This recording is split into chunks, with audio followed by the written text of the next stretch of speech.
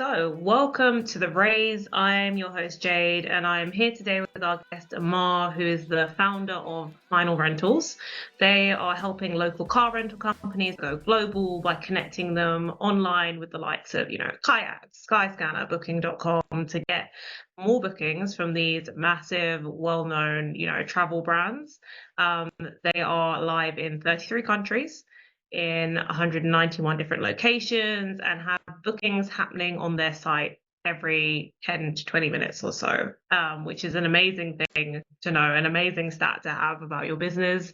And so today we'll be talking about their 370K pre-seed round that they closed, and specifically how SEIS and EIS played a part in this, because that's a big thing that lots of founders in the UK are talking about and are interested in.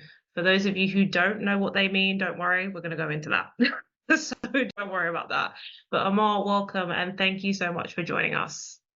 Oh, thank you very much, JD. It's a pleasure really to share my journey with you in terms of fundraising. And uh, what is most special about this is it's my first time ever moving to UK, and it's been only 2 years, and then fundraising. It has been a very unique experience from my side.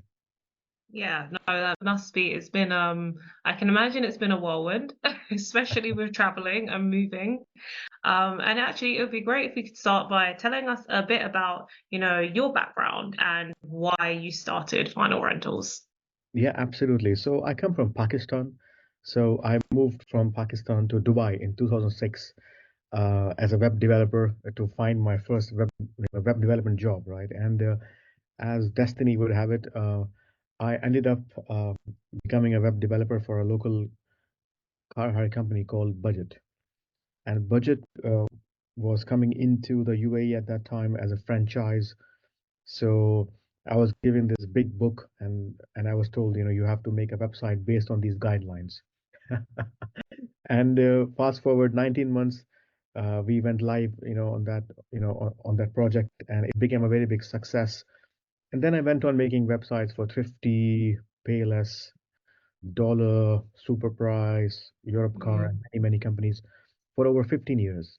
And also served as a CIO on many boards and stuff. So I had access to enormous data, and I came across one interesting stat in the data was that 88% of all the bookings were coming from online platforms. And I was like, hang Mhm. on a minute, what about the local companies then? Because these are brand companies. They are big brands. Yes, they can get bookings from all these big platforms because they are already connected with them since what 30, 40, 100 years, because they are very old companies, right? Yeah. Curious, what will a local company do? How will they get online bookings? Because the trend was changing, it was moving towards online. We're talking about 2007, 8. So the idea of final rentals came into my mind. It was 2010, but it Mhm. stayed with me for like 7 more years. And then finally, actually, I started like soft launching final rentals in 2017. It didn't work out. Then I relaunched it in 2019. And yeah, and since then, haven't really looked back. I can say yes, there have been ups and downs, there have been failures and successes. I would say, but the idea was to help local companies basically connect with the internet and get online bookings. Oh, I love that. And earlier you mentioned that you moved to the UK, but you've traveled a fair amount. You've gone from Dubai to taking part in Textiles Poland, Yes. and then you moved to the UK. And so, how has that really shaped part of your journey as well? So when I started in Dubai, right, I started with my own savings because I was working Mm, as a senior executive for 15 years. I had money in the bank. So I started with my own money, and in the first 11 months, I lost all that money very, very quickly. mm, Gone out of the window, so many ads and stuff like that, and it didn't work out because I was a consultant that who was becoming an entrepreneur, and both are very different journeys. You can't compare mhm. each other, right? So it was complex for me. So, but then I started again from DTech. So DTech is like a Y Combinator ish version of Dubai. So it's called Dubai Technology Entrepreneurship Campus. So I Right. applied there. I got into that. I got a free office, and then I started again as a lean startup. This time, no more ads. No, don't have big monies. Let's start, in a nicer way. So from there, I moved to Techstars Poland. It's called Tech Seed Poland Prize Program. So I worked in Poland for like almost 2 years, and then from there, I got a call from the UK embassy Warsaw that come have a tea with us. So they were having a tea for English speaking founders across Poland. Like there were like 21 of them. I was one of them. So we had a meeting with them, and they introduced to us the GEP program, the Global Entrepreneurship Program. Mm. It looked very, very interesting. I applied for it, got into the program, then moved to the UK, got into FinTech Wales program, and moved to Cardiff, our HQ, and then I started the fundraising part. Right. Okay. Well, I mean, not just a lot of, I say, traveling, because I think that's also something that people don't necessarily register could be a part of their journey. Travel can be a part of that process of building, but also the idea that you've actually launched it twice. And the Yes, first time it didn't work. yes, And that must have been a really interesting learning of going through the process of, okay, people are searching for this, so it makes sense to have paid ads. It makes sense to go for search. yes, It'll be high intent, but also very costly. yes. Um, and I can imagine that led to so many learnings before you went on and did it again. Yeah, absolutely. Because the thing is, I think when you launch the product at first, the moment you start becoming, let's say, successful or start selling, it is not the same product anymore, right? It's, something changes. You get more ideas. Of course, you do your testing, and something doesn't work, or what you were assuming was not really the reality of the market, right? Mm. So coming from different background, of course, the marketplace is very different than becoming an operator. I was coming from the operator background, right? Thrifty, Mm. Budget, all these, they operate, they own the cars. But when you become a marketplace, that's a different dynamics, of the whole ecosystem, right? So yeah, I learned fast, and then I relaunched it, and then it was more leaner, finer version of the tech, and that sort of really worked out for us. Yeah, no, that's amazing, amazing to hear. And I also know that you managed to close your pre-seed round in record time in 4 months, which is, in comparison to what people are experiencing now, that is definitely record timing. It's a huge achievement. And, much of this you've said stemmed from you leaning into Yeah. SEIS and EIS investment schemes. Can you explain what those schemes are for people listening that may not know?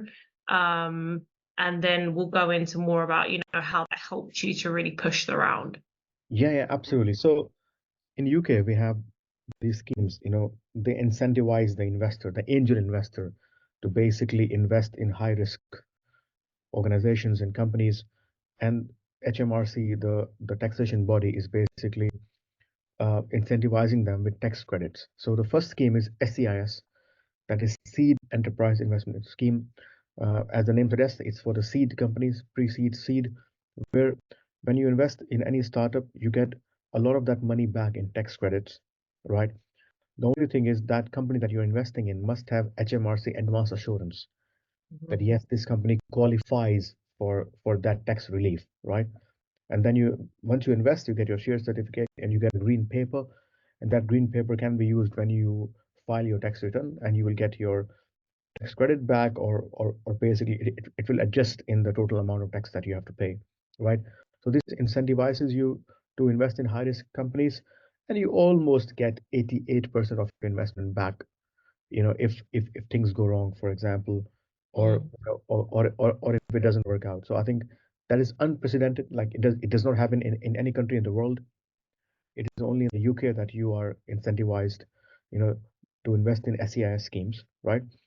But SEIS cap is 250K, so a startup cannot raise more than 250K, right? Mhm. For SEIS schemes. Then you have EIS, that is, you can say almost like bottomless. So 250K plus, it goes into millions, like I think more than 10 million you can raise Mhm. under EIS.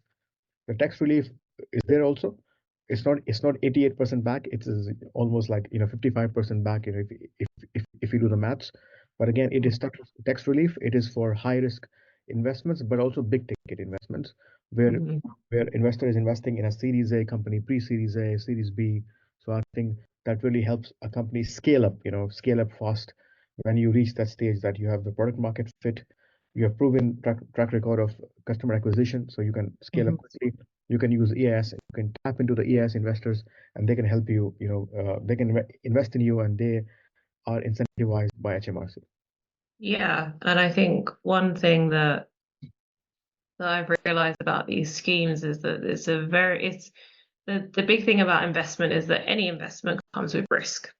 Yes, And it's a rarity that your risk can be minimized or reduced I in agree. some way. Yes, And I think the big thing for founders to bear in mind is that when they're communicating this to investors, it's like this therefore minimizes your risk, because if anything goes wrong on my side, yeah, then you can get something back.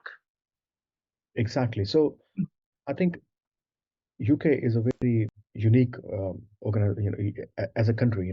It's very unique because the government is helping you minimize that risk. Mm, Normally in around the world, it's the banking institutions who help you minimize the risk. So I think that's where UK is unique, right? Uniquely positioned, and it's easy to raise a pre-seed or seed round in the UK versus, I would say, let's say in Dubai. It was mm, complicated. It was hard, right? Because there was no, let's say, scheme for investors or angels, or no knowledge or education for angels. I think UK does it really well. There's a lot of knowledge out there, not a lot of education for angel investing, and mm, there is the investing culture. We have also crowdfunding platforms, very very famous. I will not take names, but they are very famous, right? mm, So again, we are this investing country where even we have small investors, we have medium, and then we have large investors. mm. No, that's a really important thing for people to bear in mind. And Yeah, it would be great if you could also elaborate. That's the benefits of SEIS and EIS yeah. to the investors. But what are then the benefits of these schemes for the startups that are fundraising in the UK? So first thing first is, these schemes, they really speed up the process of fundraising.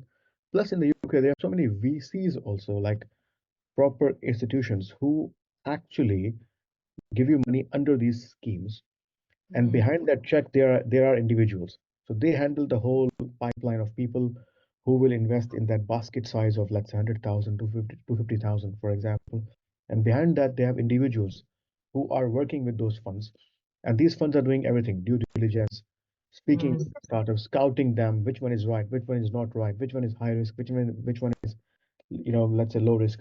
So in UK, there's so many institutional also, investors who are investing in SEIs and EIS schemes with mm, individuals in the background.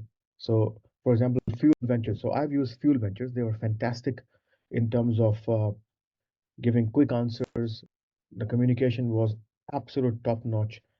mm, A quick no is always better than a very, very, very long yes, because you are running on a runway where you are burning cash. So, mm. so we have now such institutions, the VCs, who can tell you a quick no, for example, or a yes. I think that really helps. Yeah, no, that I think makes a huge a huge difference Yeah. when you can get answers from people relatively quickly. And I'm guessing one of the reasons that it took you 4 months is because it sped up that process of people feeling comfortable with saying yes without, it gave you either less barriers to go through, or you were able to go through them a bit faster. Well, Wales is an outlier here. So in Wales, we have also government bodies called Development Bank of Wales. So Development Bank of Wales has two different arms to invest in tech companies. Hmm. So the first one is AIW, Angel Invest Wales, where they invest in absolutely new companies. Okay. And then Right. you have Tech Ventures arm, where they are investing in pre-series A, Series A, Series B companies. And AIW has a thing called match funding. So for example, if you have angels, or let's say a Fuel Ventures SEIS fund, and you raise 200K, Mhm. Bank of Wales, AIW will give you 200K more. So they will match the fund, Right. right? So that really speeds up the whole process of fundraising, makes it absolutely simple, right? So that's the route that I have taken as a founder. Mm. And I believe every founder should take this route. Now you have similar institutions in almost every place in the UK, whether it's London, whether it's Midlands, West Midlands, Southwest, whether it's Scotland, whether it's Wales. So this kind of thing now exists, right? When I started fundraising in 2022, it was only Dev Bank of Wales and AIW, but now you have many angel associations, like and they will help you do this match funding thing. Okay, no, that's something that I hadn't heard of before, actually, different institutions that do match funding. So that's something for people to go away and look at depending on where they are, because it sounds like there are other like governing bodies that do that too. Yeah, absolutely. And match funding is the go-to way of, let's say, fundraising. Why? Because number one is it is minimizing the risk of the investors on both sides. So whoever is matching the fund on both sides, because both of them have seen you as a founder, have seen your startup, and now it gives you some sort of credibility that, oh wow, so you are being endorsed by these people. Now we are also a group. Let's find out why you are you so special, why you are so much so investable and so attractive, and what's the Mm. next step. That really helps.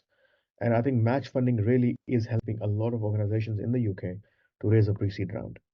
Okay, no, that's really great, and it's good information to have. And for those that are listening, we'll add links in the newsletter to anything that Amar's mentioned, so that you can go and take a look in yourself in your own time as well. Yeah, Um, but one of the things I would love to know is like, how did you educate and pitch SEIS and EIS to investors, given that there's going to be lots of people that aren't even aware that this I scheme agree. exists? You are right, 100%. And you will be shocked to know that even founders are don't know about this. Mm, Many founders who are raising funds, and you ask them, it's been how long? And they'll say it's been four months. Great. Okay. So do you have the SEIS assurance? No, I don't. What's SEIS? And you're like, oh wow, okay. That's shocking mm, because it takes some time to get this assurance also from HMRC. So again, so how I got this education, I was very fortunate. When I came into the UK, I was a part of the FinTech Wales program, where we have education about investing in the UK, getting investment from the UK, accounting, taxation. So I was able to study all these things.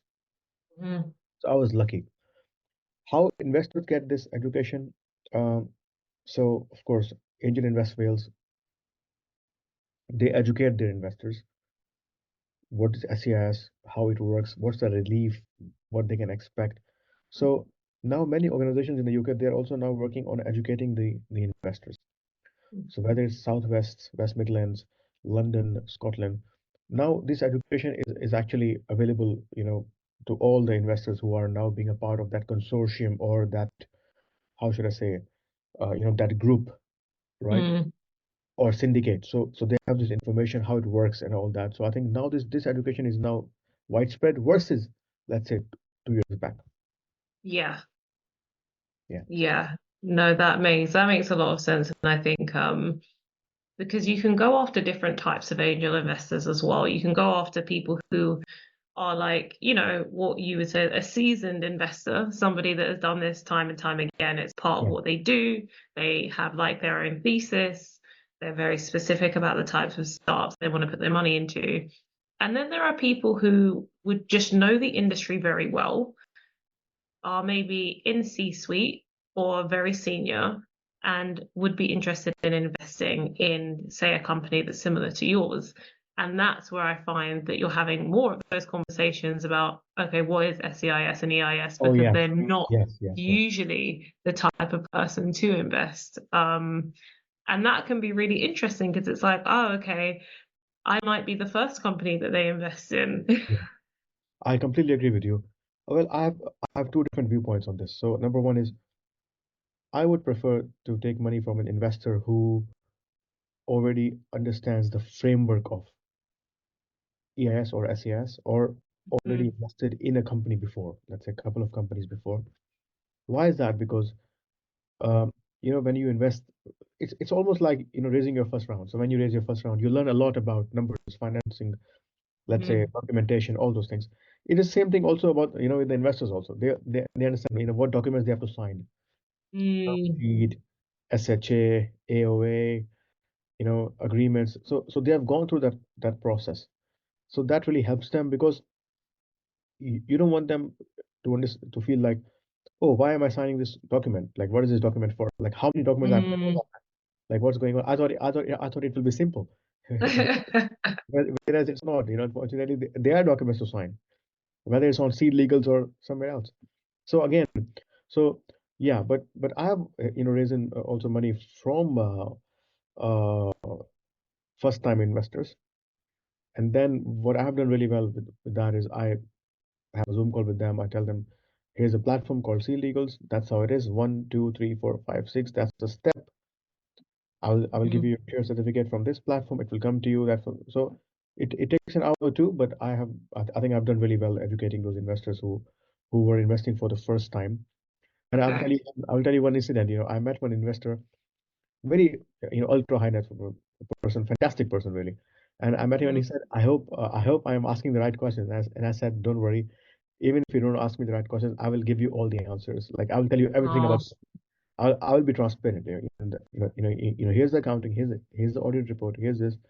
So as a founder, please be transparent, even about your weaknesses. If something doesn't work, yeah. tell them this does not work right now, but I'm working on it. Yeah. I will fix it, and that's my strategy to fix it. Be transparent because lying will not really, take you far. No, it won't serve you, especially when that's the beginnings of a long-term Exactly, relationship and exactly, you exactly. don't want it to start No, badly. you don't. Yeah, yeah. So no, I mean that's all really, really helpful advice about the two schemes. So thank you for that.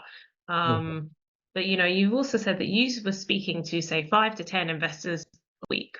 That Yeah, is, quite a feat, especially when part of the process of fundraising is building that investor mm, pipeline. First, it's, how do you get your business in a position that you're ready to pitch? yeah. Then it's like putting yourself out there, then it's managing yourself on those calls and in those meetings. So, how Yeah. did you get to a point that you had that many people coming through every week? So as a founder, right, I always believe that my role is also I'm the biggest promoter of my company. I'm also a promoter. Mm. So if I have a chance to hold the mic and talk about my company, I will do that. Anywhere you ask me to pitch, I will pitch. Okay. So Mm. it has taken me some time to have this mindset. It's not easy because we all are naturally introvertish people, tech guys. Mm. So it takes some time to open up to the society. But yeah, I think events really help. So be a part of the society in terms of whether you have your local fintech group. I mean, in UK is very big on membership. There are so many membership organizations. Mm. Fintech Wales, for example, Fintech South, Southwest, Fintech West. It is everywhere. You'll find some kind of association or a group. We have Tech Nation, then you have Tech Nation Libra program, which I'm a Mm. part of, thankfully, and and many other organizations. So the more you are a part of the group, you will be able to find more investors, more people to talk to. Mhm. Again, it is just, angel investing is a very interesting thing, right? It's more social thing. Don't expect people will write you a check after a call or two. They want to understand you as a person. They want to know who you are, what you do, where you come from. It's more like a people to people, relationship, right? So Mm. the more people you chat with, don't just start pitching up your company. Tell them, I would love to show you what I'm doing. Let's get on a Zoom call whenever you're, ready. And don't just be so salesy from the beginning. Don't share your screen from the beginning. Have a chat. Have a chat. Chat will solve all the problems. Yeah, and I think it's also about just accepting that it's a process. People need to build that rapport with you to feel comfortable with saying yes, like this is people's hard-earned money, I agree, that will be 100%. wrapped up in 100%. a company for years, and Beautiful. they. Beautiful. What you're saying is so beautiful. See, the thing is, why would someone give you their money? I mean, they have earned this money. Okay, whether they are rich or poor, that's a different subject, right? But Mm. why would someone spend their money on you with the anticipation that this will become big someday? They they they have this trust on you, right? You win trust. Winning trust, I think, is the biggest award, that you can have, right? and someone who has spent 40, 50 years earning earning that money, and that person is now investing in you. I think that's a great honor. Let's be honest. Mm, It's a privilege. Many founders want to raise money. Only 11% are successful around the world when they go out mm, raising money. So it's a privilege. You are in a privileged club. It's not easy. Number one. Number two is, you as a founder, it's your job to make sure that you safeguard that money, and you come up as a person who can be trusted. So mm. trust, the biggest earner of any kind of, let's say, money or revenue, is trust. Yeah, If you're not able to build that trust, you will not earn money. Whether even your landing page, if it's not trustworthy, nobody will buy from you. Let's be very honest yeah, about it. So I think that's where it comes. So be transparent, have those chats, as many people as you like. You never know who can actually fund you. Don't just go with the face value, because things will surprise you. There are some people who are just quiet, they don't show much. They are interested, they want to know more, and they can be your biggest investor yeah. from from where you least expect it. So yeah, it's about trust. It's about building a relationship. No, 100%. I think it's something for it can, I know it can feel stressful for founders because you're having conversations with so many people. Sometimes it feels like that element of connecting with people, you lose it because you're in so many conversations. Yeah. But it's important to try and maintain that so that you can give people that sense of, like you said, trust and feel at ease of having that conversation with you. And it's not just all about like the money, but it's actually about, what other value beyond money can this person offer you? Is it, their knowledge? Is it they have a very well connected network? What are the other things that you can lean into that can make it a valuable kind of partnership? Yeah, absolutely. And every conversation will not, of course, transform into an investment, for sure. Mhm. But if you come across someone who is trustworthy, who's really onto something, on a mission, for example, people will feel that energy, for sure. Yeah, And if they can't invest, they will refer you to someone else. yeah. That, No. hey, I can't invest in this, but no problem. I will refer you to my friend. He might be able to invest in you. Why don't you pitch to him? So Mm, that was my mantra also, to meet as many people. So really, so if someone says, I can't invest, no problem at all. It's fine. But can you refer me to somebody that I can have a chat with?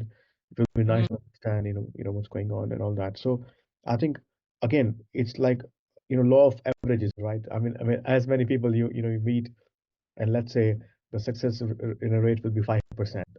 So let's say mm. 100 people, which is not not easy, to be honest, pitching to 100 people.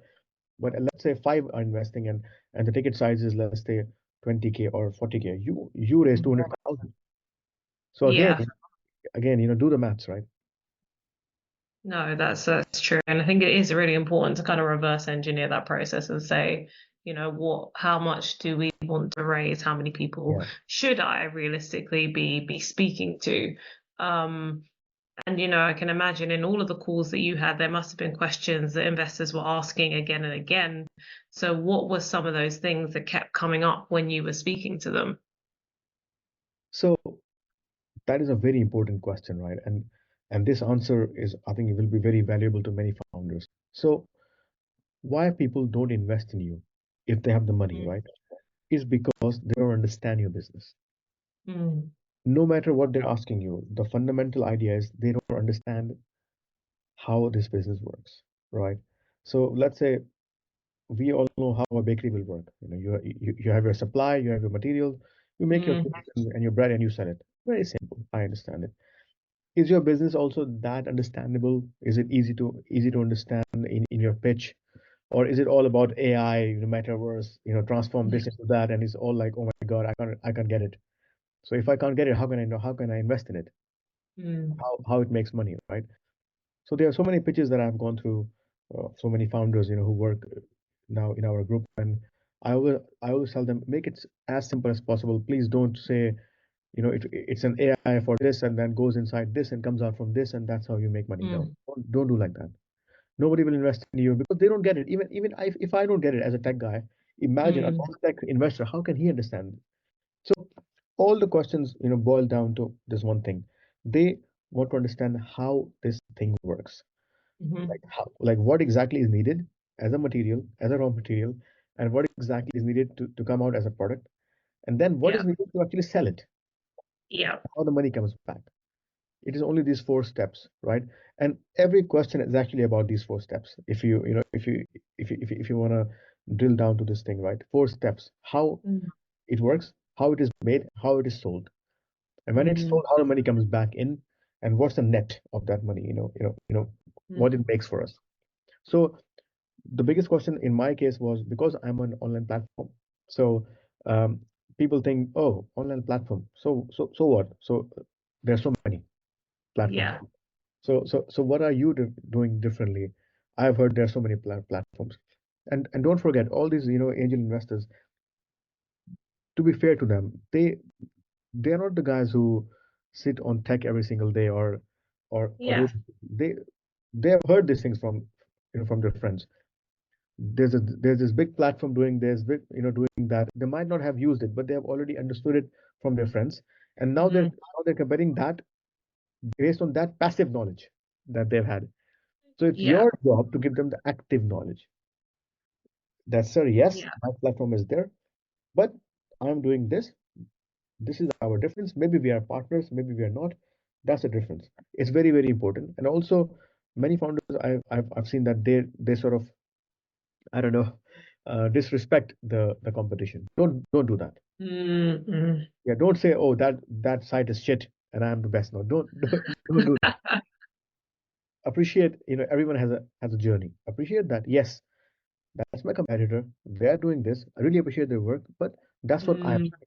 That's how I am different, right? And that's where we are very different, and that's where we part our ways. It's Mm-hmm. very important. Otherwise, the investor will be like, okay, this guy doesn't really respect, other businesses, right? Yeah. Doesn't have the, let's say, charisma to maneuver a conversation diplomatically. And I think that's where your strength comes in. So always be respectful about the competition, and when you Mm. address them in a way that it's because that's how you want to be addressed also. Yeah. No, that's really true. And it's also important to remember that the competition is an important part of the conversation in the sense that they want to know how you see yourself fitting into that landscape because ultimately customers are going to have to make decisions to choose you over somebody else. And so it's a really important part of that investor conversation, but you can do that without trash talking. Exactly, exactly. And competition is a very powerful thing. It can Yeah. really make you or break you, Yeah. you know. Yeah. It totally And depends on how you take it. Yeah, please go ahead. Yeah. no, I was going to say it also validates the market because if there are already Absolutely. people in the market doing it, then it's a Absolutely. case of is you doing like a niche, a more specific use set, a use case, sorry. So I do feel that people try to make the competition look non-existent, but that is not helpful. Well, I was watching one video of Elon Musk, I think a few years ago. Mm. So somebody asked him, "You are the only one making the EVs, the electric vehicles. So are you happy with it?" And he said, "No, I won the competition. I Mm. would like to see others make, also electric vehicles because then really we can benchmark something or we can Yeah. compare, we can do some comparison and stuff." So he said, "I would like to have the competition, right?" So I Mm. have a similar mindset. I think I would like to have the competition because only then I would say, you know what, this is how it is. It makes you think faster, Yeah. makes you think different. Because if when Apple was created, if there was no IBM or HP, I think Apple would be a Mm. very different company. You know, No. Yeah, it competition would makes be. you think different. Yeah, Apple's first big fight was with Microsoft. I remember those ads where they were constantly I can't remember the name of the guy now, where he was comparing the experience of Apple to Microsoft, and would they have blown up as much if they hadn't done that? If they hadn't marketed it in that way. yeah, absolutely. I mean, absolutely right. So in the world of tech, there are so many incredible examples that one can take inspiration from as a founder, and that can also help you, fundraise better or tell your story better. Mm.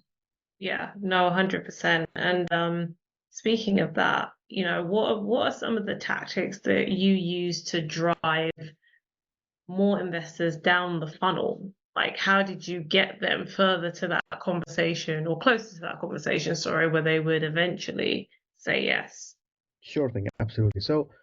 first thing first is I was ready. So when I say ready, ready means I had all the documentation. I'm a very Mm, hands-on founder. I am like I have all my numbers on my fingertips. I spend every single day 1 hour on our accounting. Every single day I'm checking what's coming in, what's going on, what's the margin, what has mm, changed in the last 24 hours. I have all this information. So when I started fundraising, my I already had a data room. I already had all the documentation there, all mm, the legal docs. I had everything in place, like step by step. Even by last day, like by yesterday, I had the accounting updated, invoicing, mm, everything paid, everything clean. That really helped me. So when the investor was like, "Yeah, sure, I'm interested. Send me your information." That simply means they want to mm, know your financial model. They want to have a look at your data room, and then they mm, make a decision. They want to know more about you, your CV, your employees, all the data, all the data for the due diligence. So in that mm. way, I was very fast. So when an investor will say, "I'm ready," sure thing. Next step, let's sign the NDA online on Seed Legals, and then I will send you my data room. And that's it really. And Yeah. then they will have a look at the data room. They will come back with questions if something doesn't look right to them, and then you Mm, understand that pain point and you fix it. And then it sort of perfects your data room also, step by step. yeah.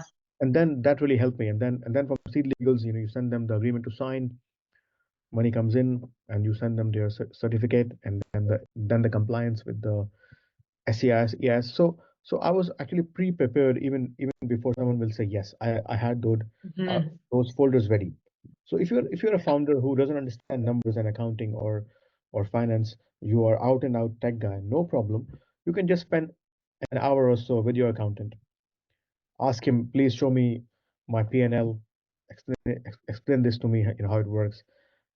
Check your executive summary, right? Check your balance sheet and ask them questions. What exactly it is, how to read this out, right? yeah. And that will change your mind. I mean, that would really help you. Okay. No, that's actually, I really do agree with that. I've seen a lot of people struggle to kind of, I think it's when you're, say, pre-revenue and you're doing projections, you have to figure out what that would look like, Yeah, and I think it's kind of yeah, getting into grips with saying this is what we expect to see.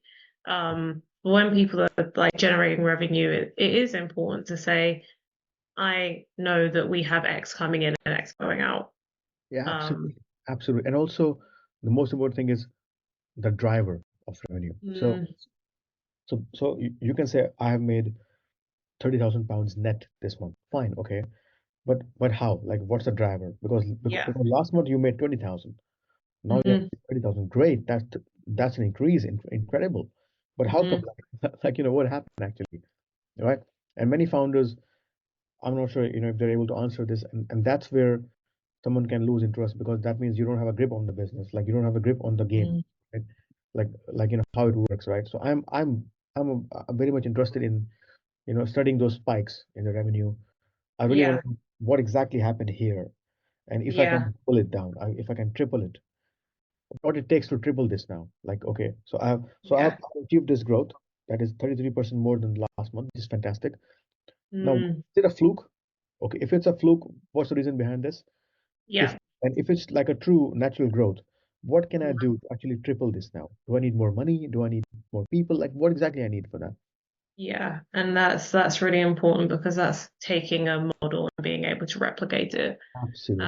And that's what people want to see, that you understand how growth works. Like what is your growth method? And when you can understand that and you can say that it can be replicated and done over and over again, Yeah. that's when investors are more interested. That actually leads really nicely into my next question, which you've already partially answered. But I know you've said that numbers played a huge role in helping you explain, the value of your business and how you were growing. But what were the key numbers that investors wanted to see from you? What were the questions that they were asking when it came to the numbers? Sure thing. So if you remember pre-COVID times, right? So investors will ask you what's your customer acquisition cost and all Mm, that. That trend has now changed. So they will ask you what's your gross revenue, what's your gross revenue, what's your net revenue, what's the margin. mm, For example, your gross revenue is 100K a month, okay, and your net revenue is, let's say, 10,000. So that simply means you are operating on 10% margin. Yeah. Hmm. Okay. And what is the outgoing? Outgoing, for example, is, let's say, 20,000. So you are losing 10,000 pounds a month, right? Right. Okay, great. And what else? And everything is included. What's the cost of marketing here? What's the cost of this? So you must understand all your head of accounts. So mostly it's basically how much is going out, how much is coming in, at what percentage, at what margin, and what's your bill of running the business. You can call it burn rate, however you want to call it, and basically including all the expenses. These things Hmm. you must have at your fingertips, and it's no rocket science. Also, there's no excuse not to know them. So and that will be a beginning. Let's say starting point for you to understand your, let's say, financial health of the business. Yeah, and even having, I know that with some, well, with all most businesses, they're seasonal, right? So even if there's some seasonality to what goes in and out, you Yes. can even give a range and say, typically we have from, X to Y going out and Yeah. A to B coming in, Yeah. Yeah. depending on Absolutely. season. Yeah. Absolutely. So season is a very important thing, as you mentioned, because it can really make that graph look a little not, not not so pretty, right? Not a hockey stick, right? So but good news is that after COVID-19, I think things have changed, and people want to see a business in a real way and not a hockey stick anymore, right? So Mm-mm. seasonality is very important, but what you are doing to, let's say, combat that seasonality, are you also cutting down on the cost in those months? Yeah. Or a certain expense that you are paying in the high season, are you cutting on that? If you're bridging any gap, if you're plugging any holes in those months. So seasonality is very important, but you can always explain it. I mean, it's not, don't fake it like, there's no seasonality, or there's no dip. Show the dip. No issues, in showing the dip. There's no issue in fumbling in your presentation. It's absolutely okay. Just be real and talk about real numbers. Yeah, no, 100%. And I mean, I know that we've spoken about the fact that your fundraising process went really well and you managed to close very quickly, but it was still a fundraising process that's still a very challenging thing to do. So it'd be great to get an idea of what were some of the difficult things that you faced, and how did you overcome them? Yeah, absolutely. So first thing first is, so I closed my funding, I think, in 4.5 months from the first day of starting the fundraise. So in the beginning is, you create your whole administrative interface for fundraising. So if you have to sign up to seed legals, sign up quickly. You have to apply for the HMRC assurance, do it very quickly. You have to open a bank account, do it quickly. Don't slack on these things. They will really cost you a month or two then in the end. Don't do that. Mm, So be very quick, even if they are not connected with fundraising directly at all. But do it quick. Sign your own founders agreement. Give your give yourself a salary, whatever minimum it is. Pay your mm, PAY. Get yourself in line in terms of the whole data. The mechanics of running a business, right? And then when you will have your first investor, your second investor, they will ask you for a data room, okay? And that's when you start doing a lot of work. So I was preparing a lot mm. of documents every day, filling all those folders. It is not easy. I was spending 12 hours a day, like for literally for like 4 months, okay? Oh, 12 11 hours a day, right? It was a lot of work. Even when you reach the closing stage, there are certain terms in agreements because it's also legal work. Again, it's a great education. It's fantastic. yeah. It will make you a better founder, better Mm, entrepreneur, right? But it was stressful, making all those documents. And imagine I was a guy who was ready, like, who already had all the documents. Imagine mm, someone who is not ready, doesn't have an accounting setup in place, mm. will struggle. So get all those documents in place quickly. Know your last year's, fiscal year end numbers, right? Yeah. And know your fiscal year end. It will make you look very stupid. If someone will ask you, what's your what's your year end, and you'll be like, I have no idea. Mm, That is a mm. red flag. Like, you don't even know your year end, how you will plan your business by every quarter, and then how on earth you have built your financial model. So all these things, part of it. Again, there are founders who come from the financial background. They know the Mm, economics. It's easier for them, I would imagine. But when it comes to tech, especially fintech, I know many of us founders come from the engineering background, tech background. For us, it's all rocket science, in the end, preparing all those documents. But again, Yeah. get your administrative interface ready. Sign Yeah. up to Lead Legal, sign up to all these things. They will help you, like it will really save you time, many months. Yeah. No, and I'm glad that you mentioned seed eagles because that is, again, that leads nicely on to the next question because you've mentioned that you use them to support kind of like some of the final things of ironing out documentation, sending contracts. But can you explain a little bit about, what that process was like and how it actually helped you to close off the round as well? Yeah, absolutely. So first thing first is Seed Legals is an online cloud platform, which is basically providing you with all the legal documents, compliance with the UK law when it comes to fundraising, when it comes to organizational setup, your company, your company's house number, your tax numbers, UTRs, and everything.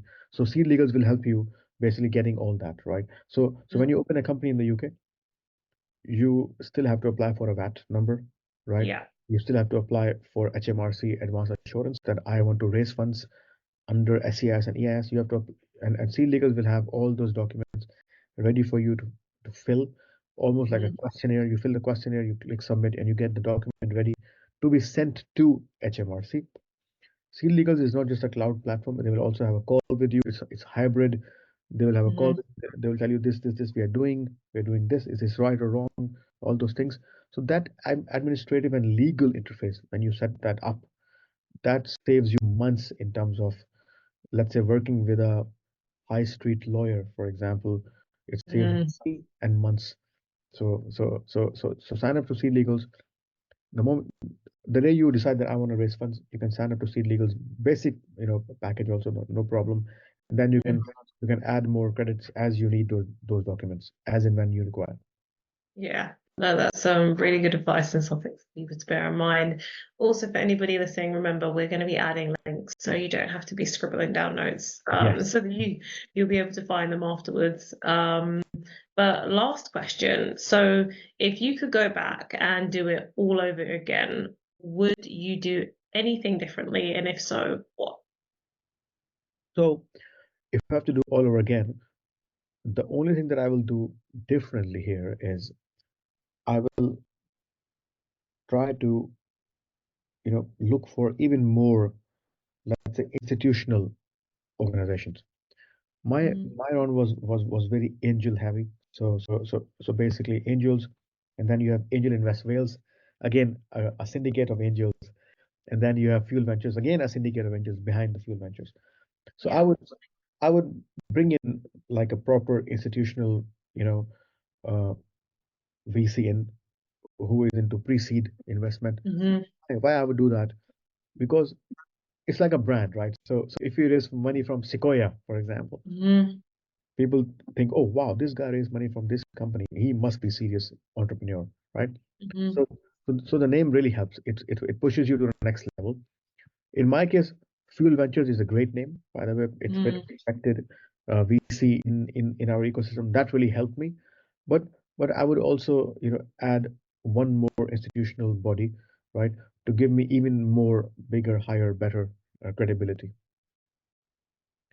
No, that's another good thing for people to bear in mind. It's not just when you're looking for the type of investors that you think are a good fit, but also what is the impact of having a certain group of investors. Having, say, Serena Williams's fund invest in you versus, even if you're running a sport tech company, let's say an angel investor, you're going to get a huge amount of press and coverage and exposure from Exactly. Serena's venture versus an angel. So that is important thing to bear in mind.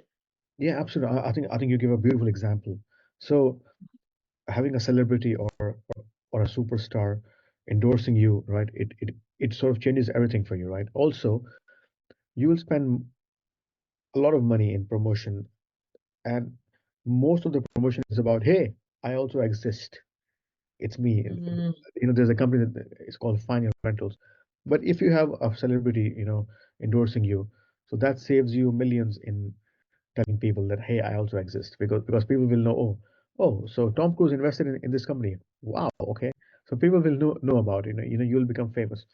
So look at it Mm, also in a very tactical way, like who you are bringing in on the cap table, and and how it changes you in terms of, let's say, as a founder also, because that also raises your profile. So I'll give you a small example here, just a couple of minutes. So Uber, right? When Uber was starting, many VCs didn't invest, but Benchmark Capital, Bill Gurley, he invested in Uber, and he kept mm, on bankrolling it three, four, five times until it became Uber, the Uber that we know.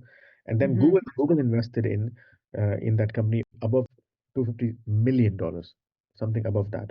Okay, Right. from Google Ventures. So, moral of the story is your first investors really matter. Mm, mm. Really matter. They really matter. Take your time. If Yeah. you are doing it in 8 months versus 6 months, take 8 months, no problem, right? Take a deep breath. It's not easy, right? But get the right people in, because your first investors really do matter.